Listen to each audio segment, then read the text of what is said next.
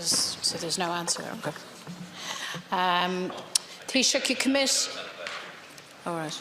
Well, I hope you'll understand this one. Let's have a go. You commit in the programme for government to enable citizens to overcome barriers that they face. You make numerous commitments to introduce measures to protect women and children from abuse and violence. And people will only have faith, Taoiseach, in such commitments in the future if the state makes good on wrongs of the past. The Tuam Home Survivors Network today have called for the collection of their DNA samples as a matter of urgency to ensure that there's no delay in returning human remains to identifiable relatives for dignified burial.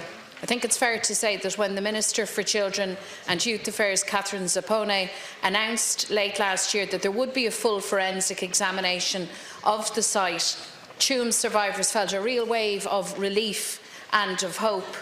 And yet now, as a result of the decision to grant another 12-month extension to the Commission of Investigation, members of that network now say that they've lost faith in the process. And many of them, Count Gorla, are elderly and frail. Many of them are in hospice care. Over time, and as they have said themselves, time is of the essence. So can I ask you, Taoiseach, will the government progress the survivors' reasonable ask and ensure that DNA samples are collected without delay? Taoiseach.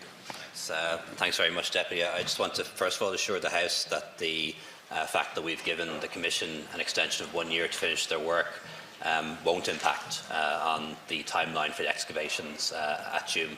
They will happen on the basis of the timeline already indicated. Both Ministers Zappone and I heard what was asked for by some of the elderly former residents of the Mother and Baby Home at Tuam. We'll certainly give it consideration.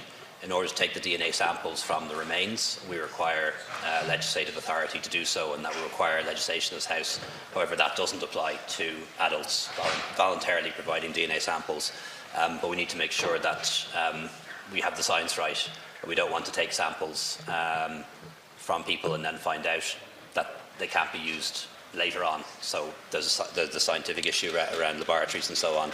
But on the face of it, it appears to me to be a reasonable request. People who are getting on in years and are afraid that they may pass on before this is done. So we understand the request, we're sympathetic to it, but we need to make sure that it's doable and we don't end up taking samples that then can't be used.